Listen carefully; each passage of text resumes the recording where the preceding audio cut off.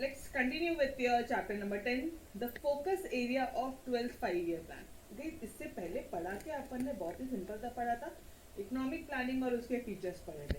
Planning की definition दी थी Barbara Vuitton ने, और उसके बाद में हमने उसके फीचर्स पढ़े. ठीक है, अथॉरिटी होनी चाहिए, वो सर्वे करेंगे, उनके कुछ ऑब्जेक्टिव है, फिर टारगेट्स एंड प्रायोरिटीज है.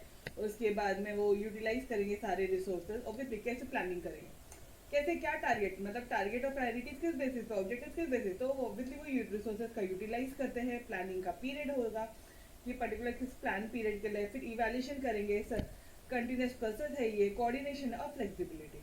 देन ये सारी चीज आपने देखी थी. And today we are starting with the focus area of 12th 5-year plan. ये जो 12th 5-year प्लान है ना, इसकी खास बात तो ये है कि ये 2012 ही शुरू हुआ, तो तुम्हें कुछ याद रखने की जरूरत नहीं है. सर 2012 से शुरू हुआ, 2017 से, 5 साल का प्लान है. 12th 5-year प्लान 2012 से शुरू हुआ. Done everybody. ठीक है. अच्छा, अभी क्या है, इसके मेन टारगेट्स क्या है, या इसका फोकस एरिया क्या है, या इसके ऑब्जेक्टिव्स क्या है. 12th 5-year प्लान के बारे में कुछ भी पूछा यही आंसर लिखना है हमें. ठीक है, आवाज आ रही है आपको, कहाँ से आ रही है, माइक ही नहीं लगाया. चलो, 12th 5-year प्लान के बारे में जो मेन ऑब्जेक्टिव्स है वो यहाँ पे. ठीक है, मेन ऑब्जेक्टिव बोल लो, टारगेट बोलो, फोकस एरिया बोल लो. कब से कब तक शुरू हुआ रे, 2012 से शुरू हुआ 2017 तक. मेन ऑब्जेक्टिव क्या था इस प्लान का, कि ये फास्टर है, ये सस्टेनेबल है, मोर इंक्लूसिव ग्रोथ है. The main objective is this plan of this plan was कि वो फास्टर है, ये जो प्लान है ना बहुत ज़्यादा फास्ट है, सस्टेनेबल है, मोर इंक्लूसिव ग्रोथ. मतलब हमने यहाँ पे ट्राई किया कि ज़्यादा से ज़्यादा इकोनॉमी की ग्रोथ हो, इकोनॉमी की डेवलपमेंट हो, वगैरह वगैरह वगैरह. नॉर्मल बहुत ज़्यादा प्रेशर लेके इकोनॉमिक्स को पढ़ोगे नहीं, इकोनॉमिक्स सबसे इजी सब्जेक्ट है. ठीक है, बहुत स्मूथली जाता है. नाउ द मेन, ये जो प्लान किस पे फोकस किया, सस्टेनेबल ग्रोथ पे किया. Now what do you mean by this term sustainable growth. मतलब गाइस हम सस्टेन कर पाए, हम उस चीज़ का मुकाबला कर पाए, जितने रिसोर्सेज है, जितने भी अप डाउन्स आ रहे हैं, जितनी भी दिक्कतें आ रही है, उसके बाद में भी जो ग्रोथ होना चाहिए वो एक सस्टेनेबल होना चाहिए. डन. मेन एम क्या था, agriculture, education, health, social welfare, सारी चीज़ों पे गवर्नमेंट खर्चा करेंगे और ये एरियाज को डेवलप करेंगे. That's it. 12th 5-year plan मतलब सब चीज़ों पे वो फोकस कर रहे हैं. 5-year प्लान है, हर 5 साल में एक बार ये प्लान बनता है. जॉब भी होनी चाहिए, इकोनॉमिक ग्रोथ डेवलपमेंट होना चाहिए, इंडिया का मैन्युफैक्चरिंग सेक्टर डेवलप होना चाहिए, तो सारी चीज़ें. अब एक चीज़ नोटिस करना, तुम्हारे हरीश सर कभी हिप्पी करके बोलते हैं, कभी नोटिस किया हिप्पीज. आपके जो हरीश सर वो ना हैप्पी नहीं बोलते हैं, वो हिप्पीज बोलते हैं. ठीक है, ऐसे कभी मस्ती करते, नोटिस किया किसी ने, ये एवरीबॉडी, किसी ने नोटिस किया क्लास में या कुछ किया है, नहीं किया है. ओके, चलो जो भी कुछ है. तो अभी 12th 5-year प्लान सिर्फ चेहरे पे मुस्कान लाने के लिए रहता है. ठीक है, तो इसका मैंने मेमोरी टेक्निक भी कुछ वैसे ही बनाया है ताकि वो आपको याद हो जाए. ठीक है, कुछ ना कुछ कोरिलेट करके याद करना है. 3 ई है और बाकी हिप्पीज है. एच से क्या है, हेल्थ सेक्टर इंप्रूव होना मांगता. हेल्थ सेक्टर इंप्रूव करेंगे गवर्नमेंट, ऑब्वियसली मैडम करेगी. इंफ्रास्ट्रक्चर इंप्रूव करेगी, ऑब्वियसली करेगी. मेन फोकस होगा उसका इंफ्रास्ट्रक्चर इंप्रूव करने का. ठीक है, मेन फोकस होगा उनका पावर्टी और एम्प्लॉयमेंट, जॉब जनरेट करना. Hippies poverty. ठीक है, इकोनॉमी में ग्रोथ हो, ज्यादा से ज्यादा गरीबी हटे, एजुकेशन सेक्टर इंप्रूव हो, एनवायरमेंट एंड सस्टेनेबिलिटी, मतलब एनवायरमेंट जो है वो भी बेहतरीन रहे, एंड सर्विस डिलीवरी, और जो भी सर्विसेज है लाइक सर्विस सेक्टर जो अपना वो भी बहुत बेहतरीन तरह से काम करे. तो पी से क्या बोलोगे आप, हेल्थ. आई से इंफ्रास्ट्रक्चर, पी से पावर्टी एंड एम्प्लॉयमेंट. ई से क्या बोलोगे आप,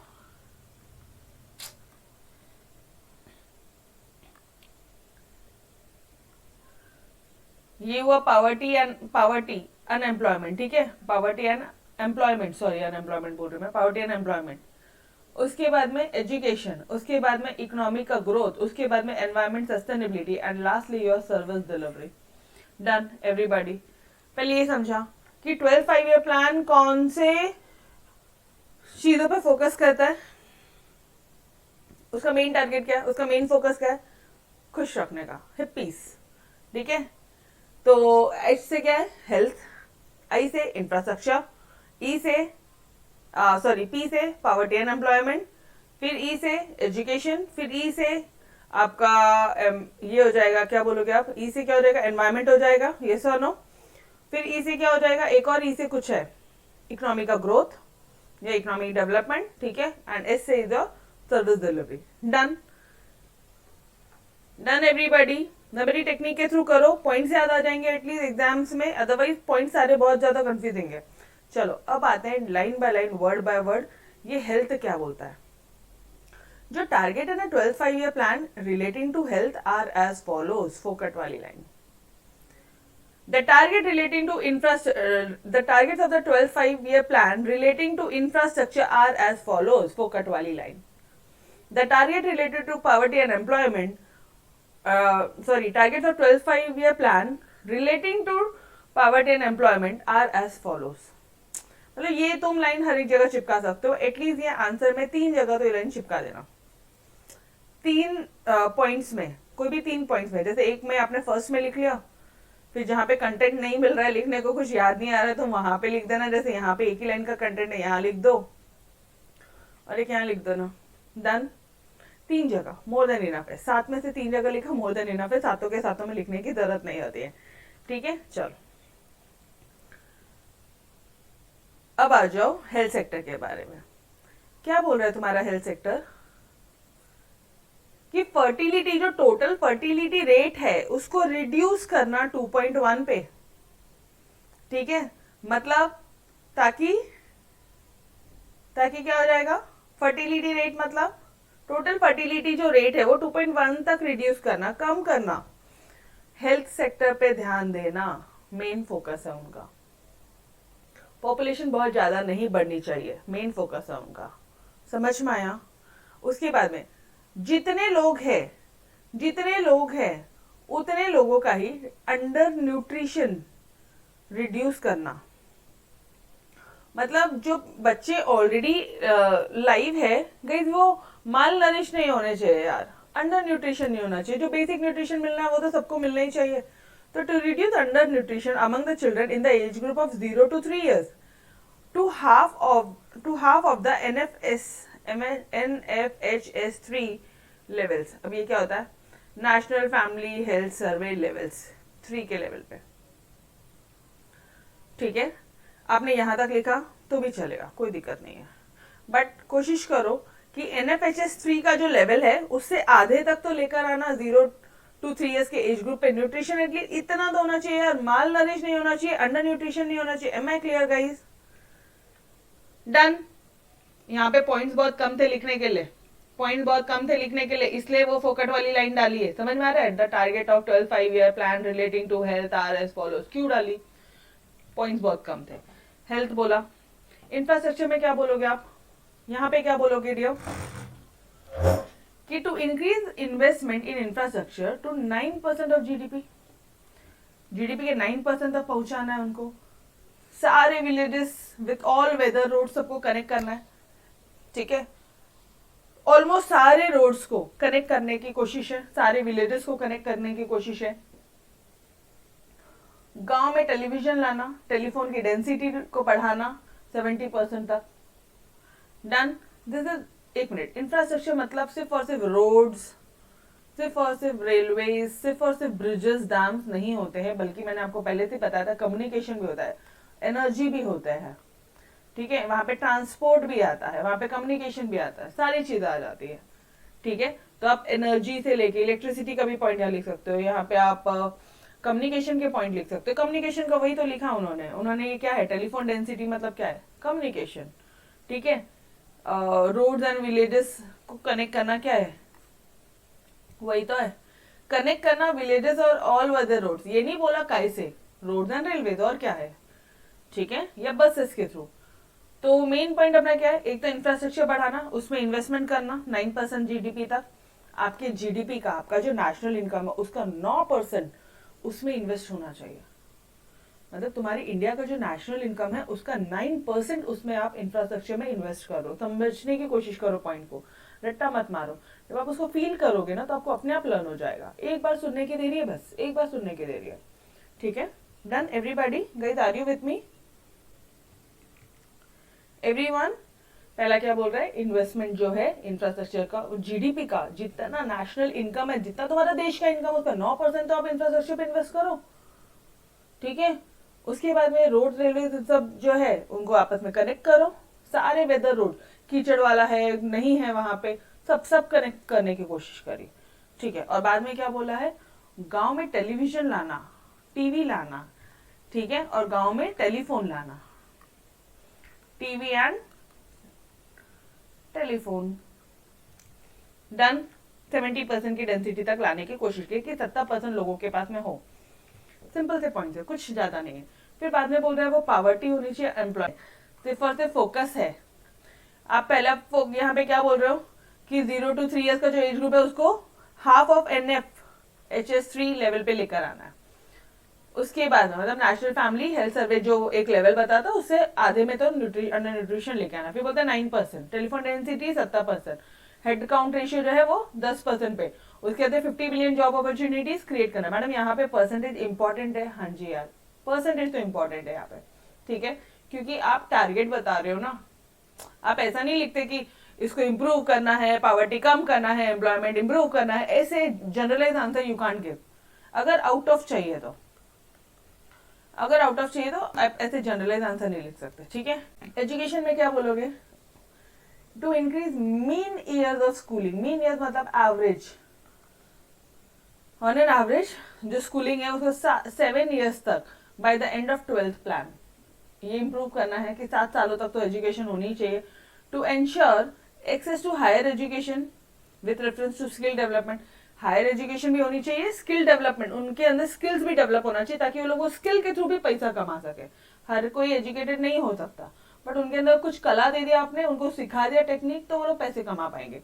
to eliminate gender gap and social gap in the school enrolment by the end of this plan, end of 12th 5-year plan. अभी यहाँ पे आप easily end of the plan लिखा है, काटो, लिखो 12th 5-year YEARPLAN, मतलब पूरा आराम से आप आंसर बढ़ा सकते हो, ठीक है। आंसर बढ़ाने की टेक्निक आनी चाहिए। तो यहाँ पे ऑन एन एवरेज बात की कि जो मीन ईयर है वो 7 साल होना चाहिए, हायर एजुकेशन होना चाहिए, स्किल डेवलपमेंट होना चाहिए, और जेंडर और सोशल गैप कम कर दिया है bye the end of this 12th 5-year plan. Environment and sustainability में क्या बोलोगे, 12th 5-year plan had targeted of increasing the green cover by 1 million hectare every year during the plan, मतलब trees forest, ठीक है, 1 million hectare every year, हर साल इतना आपको plantation करना चाहिए। इसको ग्रीनरी से कवर करो, ठीक है, इसको ग्रीन कवर करो। Am I clear dear everybody? Green cover increase करना है, समझो ना, वो पेड़ लगाने की बात कर रहा है, डायरेक्टली नहीं बोल रहे तभी तो। अच्छा, एनवायरमेंट एंड सस्टेनेबिलिटी, वो नहीं होंगे तो हम नहीं होंगे, ठीक है, done. Now last is your service delivery. Service delivery में क्या बोलोगे, अगेन वो फोकट वाली लाइन लिखा पहली वाली कि the targets of the 12th 5-year plan relating to service delivery are as follows. Yes, to provide access to banking services, banking services में पे एक्सेस देना to 90% of the Indian household by the end of 12th 5। Obviously यार at least 90% population को तो banking services मिलनी चाहिए, yes और no, मतलब बहुत ज्यादा कुछ अचीव रेट नहीं बोला इन्होंने, नॉर्मल बोला 90%। मेजर जो सब्सिडीज है and welfare related beneficiaries to be shifted to a direct cash transfer by using Aadhaar platform with linked bank account. अभी मुझे एक बात बताना, आपको एलपीजी जो गैस है, ठीक है, जो आपका जो सिलेंडर्स होता है, एलपीजी लिक्विफाइड पेट्रोलियम गैस के जो सिलेंडर्स होते हैं जो आप अपने घरों में खाना बनाने के लिए यूज करते हो, उसकी सब्सिडीज कैसे मिलती है? डायरेक्टली आधार कार्ड और आपके बैंक अकाउंट को लिंक करवाने बोला जाता है डायरेक्टली। पहले वो आपसे पूरा पेमेंट लेते हैं और बाद में वो आपको जो भी 200 या कुछ रुपए होगा, 200 250 या 150 रुपए जो भी कुछ होगा, ठीक है, वो सब्सिडी अमाउंट आपके अकाउंट में क्रेडिट होता है। यस और नो डियर? होता है। वही चीज बोला है, मेजर जो सब्सिडीज है, मेजर जो वेलफेयर रिलेटेड हम लोग बेनिफिशरीज दे रहे हैं आपको, गवर्नमेंट जो भी आपको मेजर सब्सिडीज देती है ऑल ओवर इंडिया लेवल पे, जो भी वेलफेयर रिलेटेड बेनिफिशरीज हो, जो आप बेनिफिशरीज मतलब जिनको बेनिफिट्स मिल रहा है, ठीक है, to be shifted to a direct cash transfer, direct cash transfer होना चाहिए by using Aadhaar platform linked with bank account या Aadhaar card link with bank account. ये याद नहीं आ रहा कार्ड, कुछ चीजें अपने मन से लिख सकते हो बट सारी चीजें नहीं। यहाँ पे एटलीस्ट रेट्स याद करने हैं।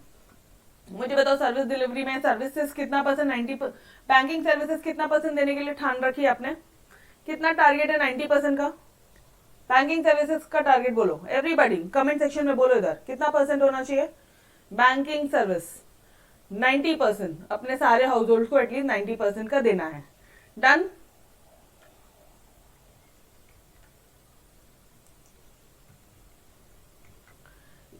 ये एनवायरमेंट और सस्टेनेबिलिटी में ग्रीन कवर कितने का इंक्रीज करना है, 1 मिलियन हेक्टेयर, ठीक है, हर साल।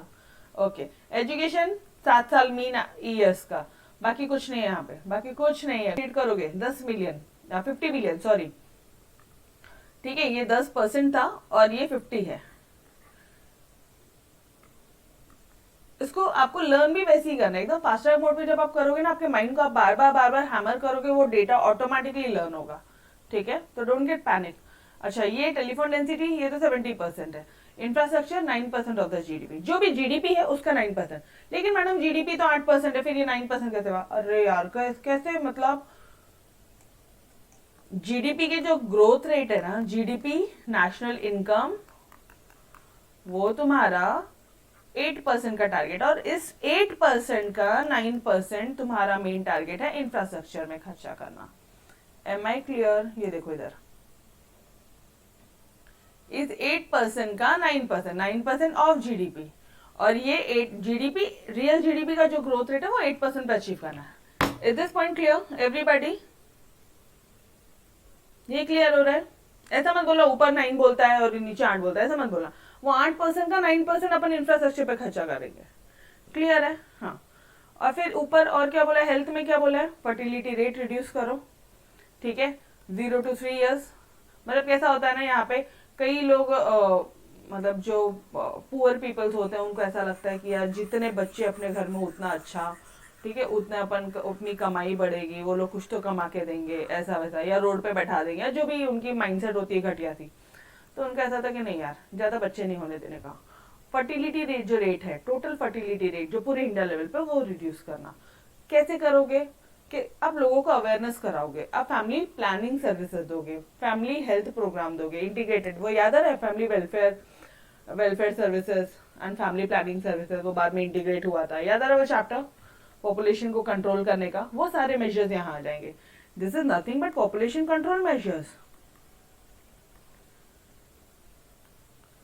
और जो बच्चे ऑलरेडी है उसको 0 to 3 years पे आप हाफ ऑफ ये लेवल अचीव करने के लगाओगे, कि इतना न्यूट्रिशन तो होना चाहिए, ठीक है, डन। चलो एक बार वापस से सारे ये परसेंटेज याद करने की कोशिश करें क्या, फटाफट से फास्ट ट्रैक मोड पे, ठीक है। फर्टिलिटी रेट कितने से रिड्यूस करना है, 2.1% है, और 0 to 3 years पे कौन सा लेवल क्या है वो, एन बोलो, NFHS3 लेवल पे लाना है आपको, ठीक है। इंफ्रास्ट्रक्चर ये तो याद है, 9% ऑफ जीडीपी, ठीक है। और यहाँ पे इंफ्रास्ट्रक्चर में और भी आते हैं, और क्या आते हैं, टेलीफोन हो गया, और क्या आ गया आपका, कम्युनिकेशन हो गया, ये सब हो गया। टेलीफोन डेंसिटी उसको 70% पे करो। हिप्पीज, H हो गया, I हो गया, P में क्या है, पावर्टी में क्या बोलोगे आप। एजुकेशन कितना चाहिए, मीन जो एवरेज ईयर्स है, मीन जो ईयर्स होते हैं स्कूलिंग के, वो 7 साल तो होनी चाहिए, बस और कुछ नहीं है यहाँ पे।